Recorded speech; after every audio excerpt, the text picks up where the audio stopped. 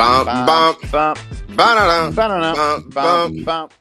bring. Hey, this is maybe the happiest Bendy we've had in about 3 weeks. Seriously. It's wild. Welcome to the Blue Review presented by LAX. I'm Marcus Grant with Greg Bergman and Parker Bell. We get lasers and everything, the whole nine today. Lasers. Because the Dodgers, ladies and gentlemen, the Los Angeles Dodgers have won 3 consecutive baseball games, back-to-back in a row. A winning streak. It is a winning streak. 7-2, the final score last night over the Colorado Rockies, combined with the Padres losing 4-2 to the Cincinnati Reds, and the Dodgers have a whole 2-game lead in the National League Western Division. We'll get into that. We'll look forward to tonight's game. Also, Greg, you put an interesting theory in the text chat last night, so we can get into that as well. But first, as always, want to give a shout out to LAX, Los Angeles International Airport. You know the deal. They're transforming the travel experience, saving guests time, all looking ahead to the People Mover train, hopefully up and running early next year. So for more information, you can go to flylax.com/transforminglAX. All right. So where do you want to start? I mean, last night, another outstanding pitching performance. Emmett Sheehan was fantastic. Gave up just 1 run on 3 hits. Had 9 strikeouts, I believe it was yesterday. I mean, Greg, the starting pitching continues to be great for this team, no matter what else seems to be going sideways. I think that's if we ever needed something that would make you think like, okay, despite everything that's happened, despite how like the up and down they are, the offense, everything that you want to put together that's really been frustrating for us the entire year. The one thing that you can look at and go, this is why the Dodgers are going to win the World Series again. It's the starting pitching. The starting pitching is so good. And then they went for I really thought they were going to go 9 innings of no hit ball once again. Like it just felt like this is what was going to happen 3 times in 4 days. I mean, even Kershaw's performance on Sunday was great. Mm-hmm. So, I mean, the starting pitching has just mowing dudes down. And then now you have Shohei tonight. That's the reason for any sort of optimism towards what they're going to do in the postseason. Because if you have a pitching staff like that, I go back to like the Phillies. Remember when they had Cole Hamels and Roy Halladay and Roy Oswald, and they had like a whole bunch of dudes, and you're like, God, these guys are just so good. And they just give you 6-7 innings. Don't do it. That it turns it like you can get through a postseason like that in certain years, and they the Nationals did it too with Strasburg and Scherzer, and I forget who the other one is off the top of my head. I mean, it's like right there on the tip of my tongue. I can't find it. But either way, pitching staff like that can push you all the way through. No, 100%. I mean, so we have seen them go a turn through the rotation, and everybody has been fantastic. Even Shohei basically called in for an emergency start the last time around, was able to give you 3 2/3 innings, and keep the team in the ball game. So like that has been really, really encouraging. The other part that has been encouraging, Parker, is certainly last night the offense kind of showed up again. I don't want to make too much of it because, it feels like every time we get excited about it, they go back in the tank again. But at least for one night, this looked like the Dodger offense that we've been expecting most of the year. Yeah, you're looking at a team that has Mookie hitting. What a thought. What a concept. You have a team who's looking at potentially seeing, Will healthy, Muncy healthy, and now you have an entire lineup who is just built and ready for the postseason because you saw them do it last year. I get that the team has had struggles, and I get that things have looked rough over the year. But when you look at this team fully healthy, for some reason, they just hit bombs and they score runs. And we saw that last night. And, I mean, here we go. Muncy, I mean, he must run that bleep like a Navy. Coming in saying, cadets, if you don't get a hit, you're off the team. That's the wild part, Greg. I mean, Max Muncy shows back up and the offense reappears. Muncy didn't even get a hit last night, but apparently just his presence in the lineup, I guess, makes a big difference. I mean, because, Shohei, was fine. He got a hit. Mookie was fantastic. Even Teo hitting behind him gets 3 hits, including a pair of home runs. I mean, Max Muncy for Dodger. I'm sure the Dodgers have an MVP award. I don't know the name of it, but whatever it is, like just give it to Muncy now because apparently he makes all the difference in the world. Yeah, he plays half the games and wins the MVP. That's just kind of how it works. But it's pretty amazing. But it's the two of them. You change your lineup when you are playing Will Smith instead of Ben Rortvedt, and when you're playing Max Muncy instead of Alex Freeland, and you no longer have guys in the lineup that just you're looking at as automatic outs. The other thing is Tommy Edman comes back today, so you're as close to full as I don't know. Really, I think you're pretty much full at this point of what you're going to be looking into the postseason. So that it's pretty amazing to see that maybe when everybody's healthy, they can actually do the things that the Dodgers are supposed to do. I don't know. Maybe that's crazy, but at some point, it looks like it's pretty amazing. Yeah, no, it is. It is. It's full squad apparently is what it's going to be. So looking forward to that. Now the goal is to keep everybody healthy from now until the end of the season, whenever that might be. And also just get everybody going again, both offensively and defensively. So Tommy Edman comes back, obviously sort of makes for an interesting situation in the outfield. I assume that's where he's going. So Parker, have we seen maybe the last regular at-bats of Michael Conforto now that Tommy Edman is back? No, probably not. He's gonna bat. He's gonna bat leadoff coming up. Yeah. Yes. I mean, they are going to go considerably down. I mean, we all knew it was coming at some point. It was just taking way too long to get there. But of course, a lot of it was based off of necessity. But I'm just excited to see Edman back and see what he can do. See if he's turned that bat around, because we all know he wasn't really slashing very well before getting injured. And I mean, this is going to be.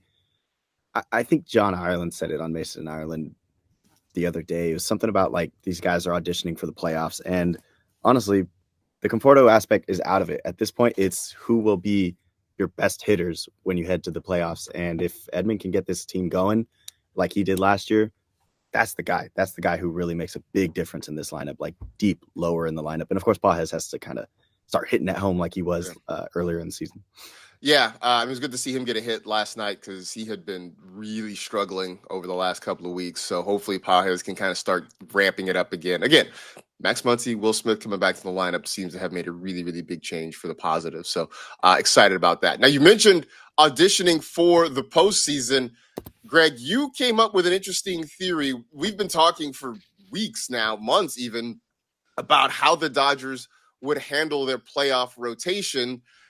You were doing some tinkering in the old noodle, and you came up with an idea of what maybe Dave Roberts could do for the playoffs.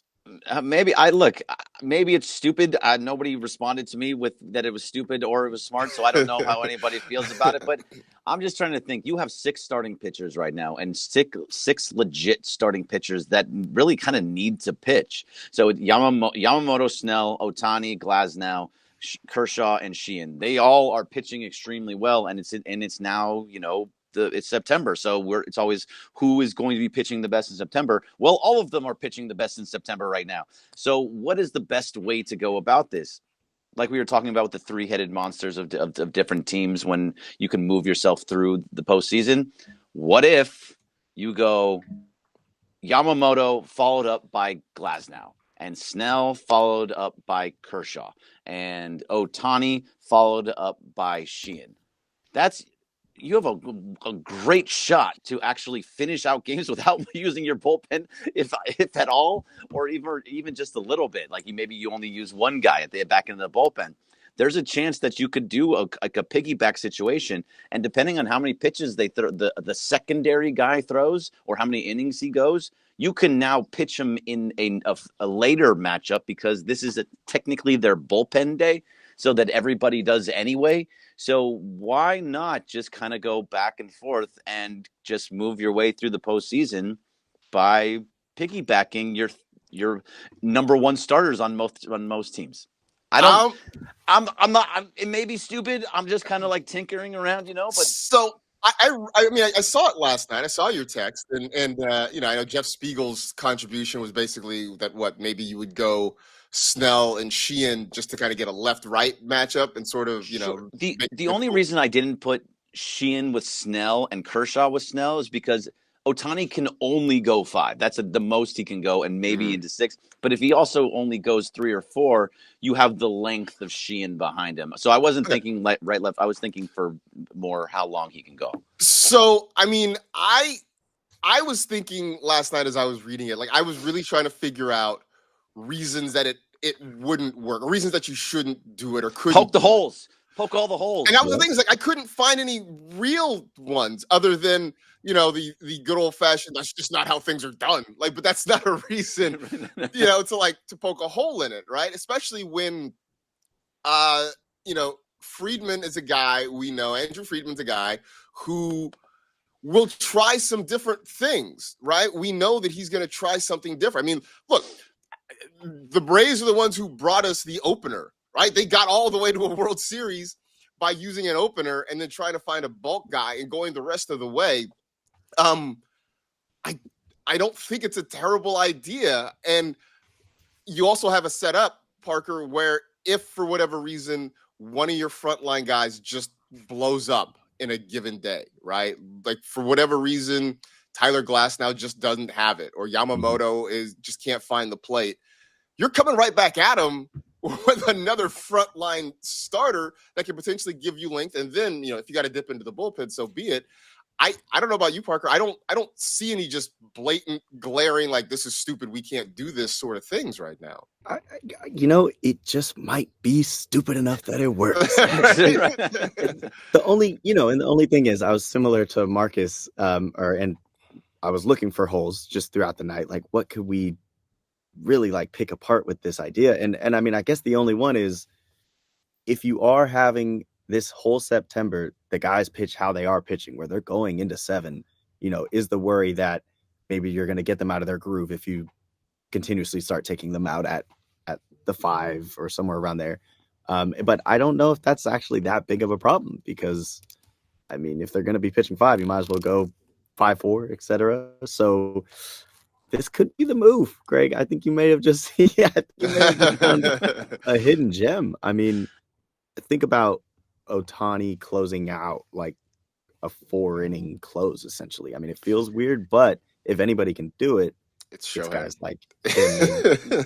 I mean, right. So by doing this, Shohei has to be a starter, and that's why I didn't put Glasnow in there. I put Shohei as the starter, because if you don't have Shohei as a starter, and then let's say he goes 3 and you have to pull him for some like a closer, you lose him. So no matter what, Shohei has to be a starter in this situation, just for his bat, because that's the one thing you do not want to lose his bat. And so I see Jazz Meat saying, what is the rest of the pitching rotation? The rest of the pitching rotation is kind of that same thing. So let's say it's Glasnow only pitches 3 innings, or let's say he only goes 40 pitches. That's his bullpen session. So he can be the starter just a couple of days later. You're not actually burning him in those situations, and there's also going to be an off day in between. So you can kind of tighten that up just a little bit. Kershaw might be a little bit tougher to do some things like that. Snell and Ohtani and Yamamoto, they can't do that. They can't come out and be those extra, like go 3-4 innings and then come back 3-4 days later. So you want the guys that can do it in that secondary option, and that's what Sheehan can do. That I do believe Glasnow can do it, and I think Kershaw knows his body well enough to have that be his bullpen day. I'm sorry, Parker, I don't know what's happening in there, but there's definitely something coming into my ear. For behind the scenes, everybody who's tuning into the Blue Review here, it's our very own George Sedano who's waiting to join Sedano and Cap. Oh, bring him in! Bring him in. Yeah, Sedano want to talk some. No! Oh, yeah. I see what you're saying. We can't mute that. He would have to be the one to mute it. Totally fine. Yeah. Totally fine. All right. Totally fine. Not a big deal at all. All right. But either way, what we were talking about. Yeah. So those are the types of things. I think you can get through a whole series going with that, and like hopefully the idea is that you only go three games and then figure out the rest of it after that. But yeah, I mean it's an option is what I would say. The beauty of it is, if you have to go depending on the team matchup and who you're playing, I mean, left to right, you know, you can actually make some weird combinations there of what kind of arms you're throwing at the guys, which is, I mean, it's unprecedented, and it's kind of a pretty cool idea if I say so myself. Get Friedman on the phone, Greg. We know Andy Friedman is a devout watcher of the Blue Review. I'm sure he's, of course, everybody watches. Yeah, he's up right now watching us and like taking notes. Absolutely. I think it's just a different way to sort of go about things, and it does solve the issue of having too many arms for not enough slots in the playoffs, because you're definitely not going to go 6 deep with your rotation. You're probably only going to go 3 deep with the rotation in the postseason, so you can get all those guys in there. And can you imagine being another team and it's like, all right, so you've had to deal with Shohei throwing 100 miles an hour at you on the black, and then after 5 innings of that, now you got to deal with Emmett Sheehan, who's been lights out, or same thing. You're going from Blake Snell to Clayton Kershaw. I mean, it just feels sort of unfair, at least on paper, to have to deal with something like that. And there's also options like, let's say Yamamoto is your game 1 starter, and he goes 7. You're not going to throw Glasnow behind him there. It's going to be a situation where you'll probably go like a Vezina into Trinan or whatever it happens to be, and then Glasnow becomes your game 4 starter. Like there's things will change. Basically, you have that option for you. So if Yamamoto only goes 5 or even 6, then you can get him to go Glasnow to go 7, 8, 9. I think they just have these options. And yes, you can Jasmeet again. Who's the rest of our pitchers? It's all of the other starting pitcher, all the relief corps that we've been. The bullpen dogs, they would be rested bullpen dogs, and yes. I think that's actually better for everybody. Yeah, I mean, suddenly you're not being forced to play matchups. I mean, it'll still happen, right? But you can go if you get through 7 with one guy, then you turn to a Vezina in the 8th, and then you give it to Trinan. Scott, whoever is the 9th inning guy at this point, probably Trinan. Yeah, it's Trinan, right? I think right now it's Trinan for sure. It's not baseball Kirby. Hates the other guy. It's not right. It's certainly not Kirby Yates. Sure does. Last night. Oh my God! Come on, Kirby! Like you got this massive lead, dude. Just don't give up a home run. Just don't give up a home run. That's all you have to do. He had a couple of hard hit balls. Yeah, because he have the double too. That was also hit pretty well too. So the odds of him making the postseason roster at this point, I think, are very, very slim. Yeah.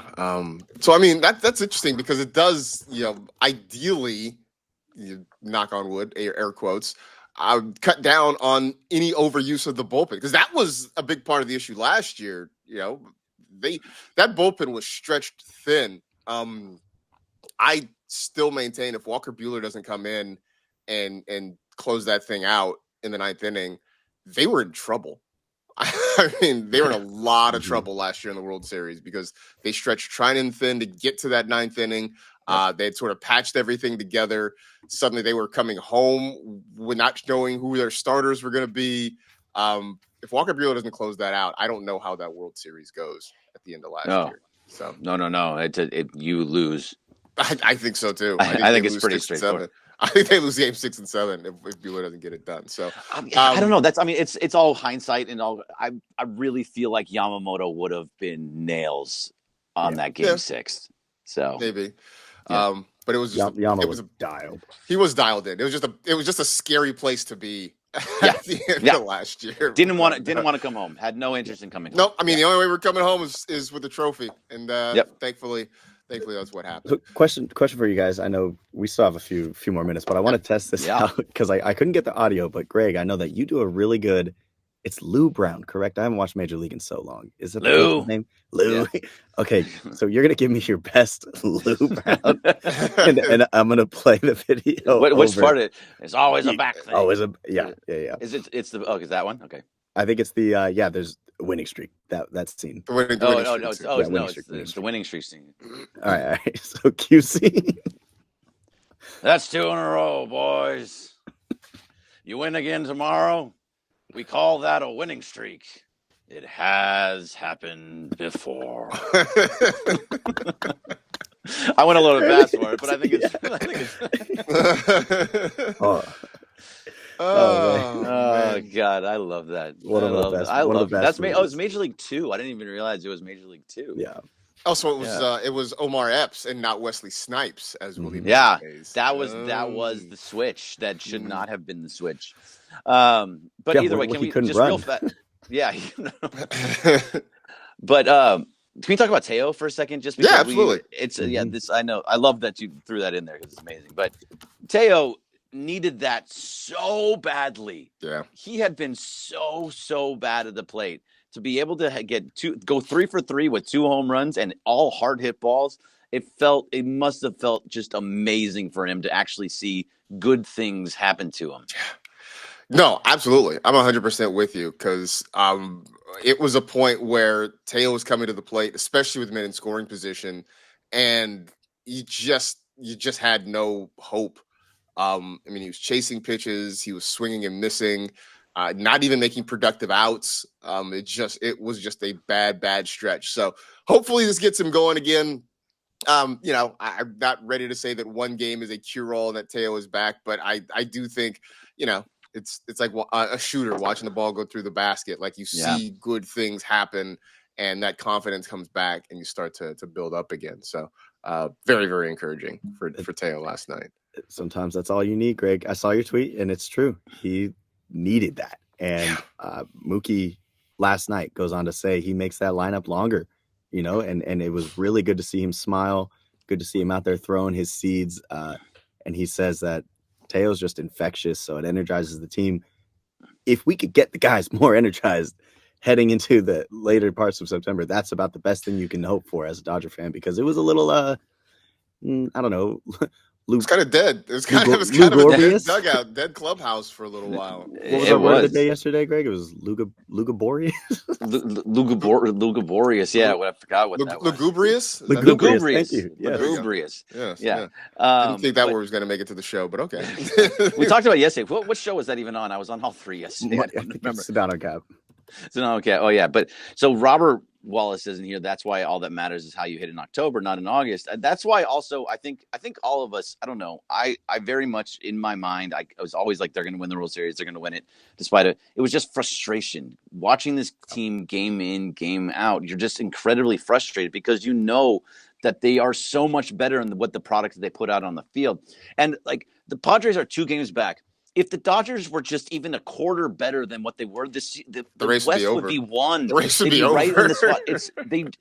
The Padres had multiple chances to come and take it as much as they want because the Dodgers were terrible for quite a while, and they never took a handle of that because I just don't think they're that great of a team. The bullpen's good, but they got to switch Mason Miller and Robert Suarez at this point after giving up another 2-run home run in the 9th. So, well, they lose a big piece in Jason Adam too, which takes a big chunk out of their bullpen. Piece, yeah. So yeah, they're limping along as much as I do think this is the difference, by the way, of watching the Dodgers every day like we all do versus sort of being an outside observer where you just kind of check in every once in a while. Because for those folks, it's still very much like the Dodgers are still the best team. Like us, we're sitting here agonizing over why is Ben Rortvedt pinch hitting? Right? Like we're just in the 7th inning of our game, but it's only one in the right. Like we're freaking out over every single little move. And the people who are taking kind of the broad view of the Dodgers are like, yeah, no, they're still good, and they're still the favorites to win the World Series. So I do think there's a definite difference there for sure. All right, so we get out of here. Game 3 of the series tonight. The Dodgers going for the sweep. We said they needed a sweep. They got the chance to do that. And on the mound tonight, it is Blake Snell going against Kyle Freeland, a pair of left-handers at Dodger Stadium, 7:10 first pitch time. We'll be back with you tomorrow to talk about that and get you ready for a big series coming up. They actually have Thursday off day, but we can start looking ahead to the Giants series over the weekend because that's always a big deal no matter what the records of those 2 teams are. So stick around. Sedano Cap, the whole morning extravaganza coming up here on the ESPN LA YouTube channel. Bergie will be there as well as a cast of thousands. We appreciate you hanging out with us in the chat here. Back on the YouTube today after the technical difficulties yesterday. But that'll do it for this edition of the Blue Review presented by LAX. For Parker Bell and Lasers, for Greg Bergman, I am Marcus Grant. Back with you tomorrow, 6:30 to 6:55 here on the ESPN LA YouTube channel. See ya. See ya.